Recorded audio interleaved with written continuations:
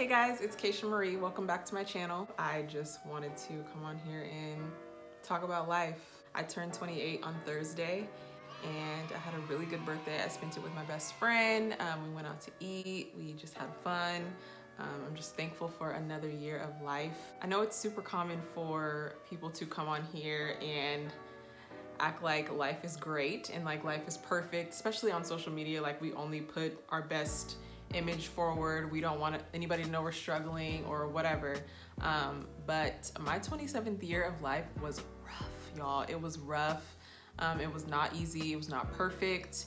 I went through some stuff and taught me a lot about myself. I feel like God really revealed the ugly parts of my heart to me, which is never fun. Even though I know it's a good thing, it's never fun. I dealt with a lot of doubt. I realized it's one thing to preach about faith to people and preach about believing in God and believing that He has what's best for you and He works all things out for your good, for the good of those who love Him and stuff like that. And we can preach and teach that and tell people that all day long, but when it's something that we actually have to exercise on our own, it becomes a totally different story. And so I really felt like last year, that was me being 27, I was taken through a lot of things where I actually had to practice what I preach and really believe what I say to other people. And I think it exposed a lot of my own doubt and my own just unbelief about God wanting what's best for me. Because it's easy when everything's going good and everything's going your way to be like, oh yeah, God,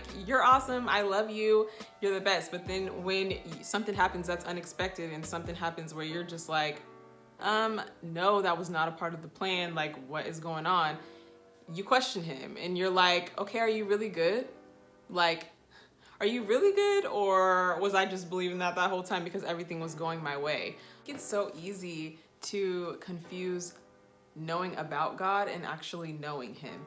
And I think that's the kind of place that I was. You can know a great deal and have all this knowledge about the character of God and read all these theology books and go to church every Sunday, but if you only know it here and don't know it here, that is what makes all the difference. And it's funny, last night I just so happened to look at my bookshelf and I picked up this book called Knowing God by J.I. Packer, and it's been on my heart to reread for a while because I read it when I first came to Christ, and I think a lot of it just went over my head. I didn't really understand what I was reading, but I opened it up and there's a chapter, it's called The People Who Know Their God, and basically what he's talking about is the difference between having head knowledge about God and actually knowing God in our hearts.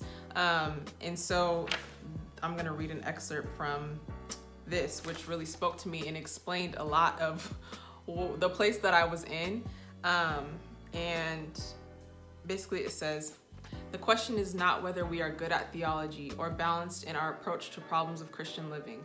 The question is, can we say simply, honestly, not because we feel that as evangelicals who ought to, but because it is a plain matter of fact that we have known God, and that because we have known God, the unpleasantness we have had or the pleasantness we have not had through being Christians does not matter to us. If we really knew God, this is what we would be saying. And if we are not saying it, that is a sign that we need to face ourselves more sharply with the difference between knowing God and merely knowing about Him. And so basically what he's saying is the unpleasantness that we face shouldn't shake us up if we know God and we know the character of God.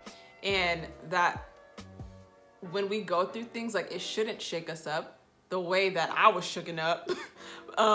Because we should be firmly rooted in who He is and the character in the knowledge of God, and that He loves us and He's gonna come through and He's not going to take us through something and leave us there. And I think so many times we forget that as Christians, that if we really know God how we should know Him, we would never be shooken up in our faith. We shouldn't be. It should be firm because His promises are true. But I think that's what it happens when we only know Him here and we don't know Him in our hearts. And so this was just a challenge for me, just for this next year, me being 28. I want that to be a thing. I want to know God in my heart and not just in my mind. I love to read theology books. I love to read my Bible. I love all that. But my prayer has been, God, please hide this stuff in my heart. Let it be a way of life for me. Let it not just be something that I'm reading because I want knowledge about you. God, I want to know you more than anything. And so this is just me being transparent with you guys about like Christianity not being perfect. I dealt with doubt. I dealt with feeling like I wasn't sure whether God's gonna come through. And honestly, I'm still kind of in a space where I'm just like, man, I don't see what you're doing. But the more that I read the Bible and the more that I seek after him, it's becoming clear to me that I don't have to know everything. And I'm not supposed to know everything, because if you do know everything, what kind of faith is that? Faith is the assurance of things hoped for and the evidence of what we do not see. And so when I'm like in that space of like, I want to control this, I want to know what's going to happen, I want to know why this happened, I want to know blah, blah, blah, I can't, like, that is me totally just exposing that I do not trust God. We can despise going through hard things and we can despise going through disappointments, but when it exposes our lack of trust in God, and when it exposes that we actually could have a deeper relationship with him, I think that's grace in itself, because I never want to miss out on an opportunity to be closer to him. And I think in a way it's made me more thankful for being disappointed and for trials, because it's like, man, I would have coasted through life thinking that I was in this place with you where I trusted you, where my faith was at an all-time high and it was really at an all-time low. And I think we see that in the life of Job. This man's kids was taken away, his possessions, he was ill, his wife thought he was crazy for still believing in God when all this stuff was happening to him, and even still, he still worshiped God through the hard times. And he couldn't see what God was doing. He couldn't see that God was going to double his possessions in the later part of his life, that he was going to make his later part of his life better than his first. He didn't know that when he was going through all this hard stuff. And I think that should give us some type of faith that although we can't see what God is doing, that doesn't mean that he's not working, and that doesn't mean that he doesn't have a plan. And so I'm just holding on, and I just am praying for anyone else who might be struggling in their faith right now or going through a really hard season where they're like, man, I am losing trust or I'm lacking trust right now. Just know and remember the times that God has come through for you. He loves you, and he does work all things out for the good of those who love him, and to just really seek after him. Like, it's one thing, like I said, to hear other people say this or to read books, but ask him to allow you to know this in your heart and not just in your head. And I pray that your trust in him would grow more, as mine needs to grow too. And I'm so thankful for that revelation. I literally have nothing else other than I love you guys, and I am praying that all is well.